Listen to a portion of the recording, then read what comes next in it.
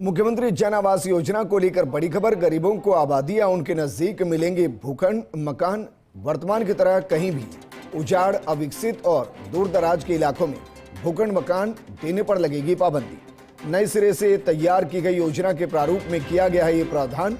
योजना के प्रावधान के अनुसार बिल्डर्स विकासकर्ता को देना होगा नगरीयकरण क्षेत्र व वन क्षेत्रों और राजस्व ग्राम की आबादी सीमा से 500 मीटर के दायरे में मिलेंगे गरीबों को यहीं दिए जा सकेंगे भूखंड और मकान। इस नए प्रावधान का उद्देश्य गरीबों को ऐसे स्थान पर भूखंड और मकान देना है जहां पहुंच मार्ग हो, बिजली, पानी और अन्य आधारभूत सुविधाएं उपलब्ध हो, जहां निवास संभव। मौजूदा योजना में इसको लेकर नहीं कोई प्रावधान।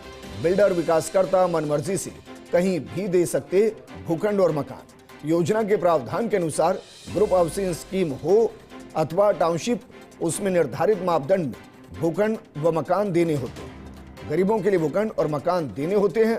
और एक बेहतरीन फैसला, इसे आप संवेदनशील फैसला कह सकते हैं या कहिए कि गरीबों के दर्द को समझते हुए उसके संपूर्ण समाधान की दिशा में बढ़ता हुआ कदम।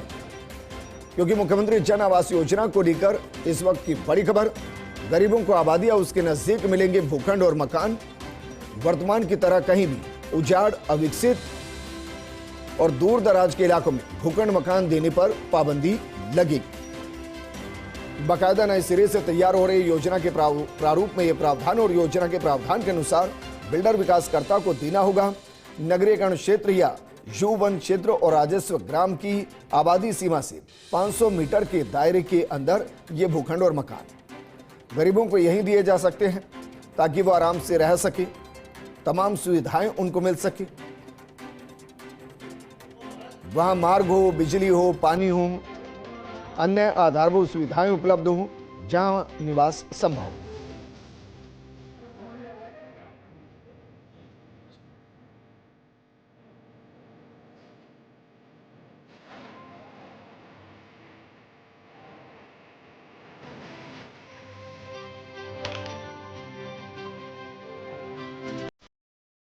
इस वक्त की बड़ी खबर, मुख्यमंत्री जन आवास योजना को लेकर बड़ी खबर। गरीबों को आबादी या उसके नजदीक मिलेंगे भूखंड और मकान। वर्तमान की तरह कहीं भी उजाड़, अविकसित और दूर दराज के इलाकों में भूखंड मकान देने पर पाबंदी लगेगी। अमूमन ऐसा होता था और गरीबों को ऐसी जगह पर मकान दे दिए जाते थे जहां गरीब रह नहीं पाता। उसके पास कोई सुविधा नहीं होती थी, सड़क नहीं होती थी, बिजली नहीं होती थी, पानी नहीं होता था। और ऐसे में गरीब को वो भूखंड मकान देना और ना देना लगभग एक बराबर हो जाता था। अब ऐसा नहीं है। एक संवेदनशील फैसला है जो लिया गया है। मेरे सहयोगी और एसोसिएट एडिटर अभिषेक श्रीवास्तव जुड़ गए हैं। अभिषेक, वाकई में एक संवेदनशील फैसला है, दर्द को समझते हुए उसके संपूर्ण समाधान की तरफ।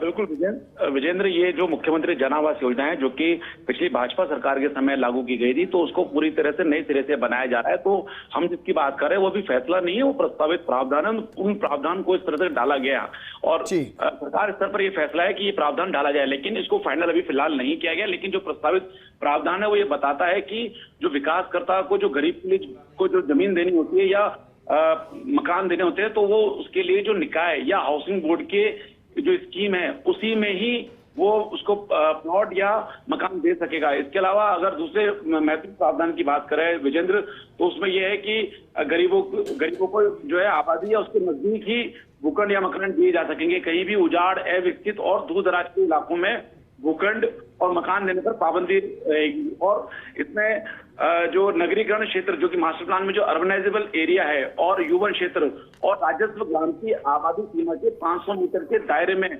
मकान दिए जा सकेंगे।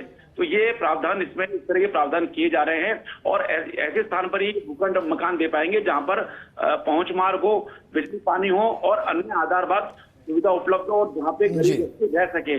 इस तरह के स्थानों पर ही गरीबों के लिए मकान और भूखंड दिए जा सकते हैं। ठीक है अभिषेक, शुक्रिया तमाम जानकारी हमारे साथ साझा करने के लिए।